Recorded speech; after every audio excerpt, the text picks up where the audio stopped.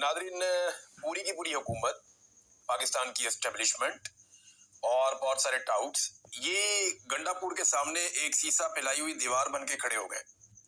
यानी वो गंडापुर का नुकसान होने नहीं देना चाह रहे। मुझे पहले अंदाजा नहीं था कि पाकिस्तान की जो इस वक्त पीडीएम की हुकूमत है या जो एस्टेब्लिशमेंट है या उनके टाउट्स हैं वो गंडापुर से इतना प्यार करते हैं।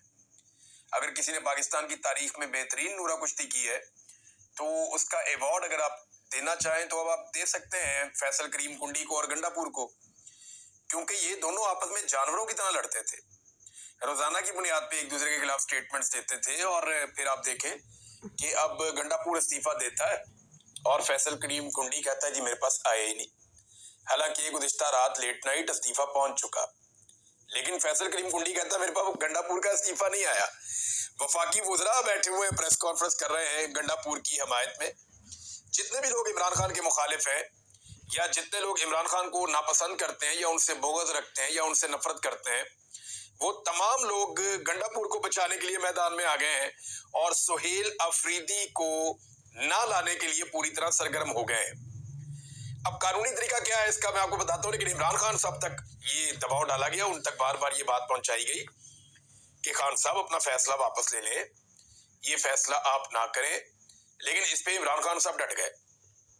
इमरान खान साहब ने कहा नहीं, सुहेल अफरीदी का नाम मैंने दिया, उसको जाके बनाओ वजीर आला खैबर पख्तूनख्वा, वही होगा वजीर आला खैबर पख्तूनख्वा। अब नाजरीन जो कानूनी तरीकाकार है इसका वो तो ये है कि इस्तीफा दे दिया वजीर आला ने, गवर्नर ने इस्तीफा मंजूर कर लिया, एक कानूनी तरीकाकार है, ये तो हो जाएगा।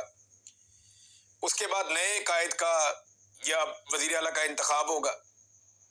अब नून लीग ने अपना उम्मीदवार दे दिया है तो अपोजिशन मुत्तफिका उम्मीदवार भी दे सकती है, अलग भी दे सकती है।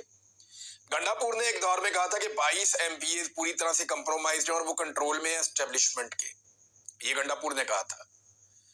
तो अब वो 22 एमपीए का भी इम्तिहान है, क्योंकि इलेक्शन कमीशन ऑफ पाकिस्तान ने फौरी तौर पे एक बड़ी कार्रवाई डाल दी है।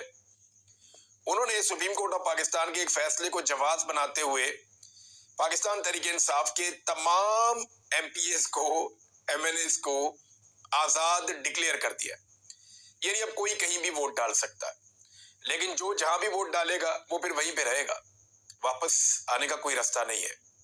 खैबर पख्तूनख्वा में इमरान खान साहब के एमपीए तोड़ लेना कोई खाला जी का वाड़ा नहीं है कि एस्टेब्लिशमेंट जाएगी या सेक्टर कमांडर्स या वहां पे जितने भी एजेंसियों के लोग हैं वो लोग अपना दबाव डालेंगे, बंदे गवाह करेंगे, पकड़ेंगे, मारेंगे, कुटेंगे और कहेंगे जी हमने इतने बंदे तोड़ दिए और अब ये बंदे नून लीग के उम्मीदवार को वोट डालेंगे। ये नहीं होना, इक्का दुक्का हो सकता है, बड़े पैमाने पर ये मुमकिन नहीं है, ये नहीं होना। हालात अब बहुत बदल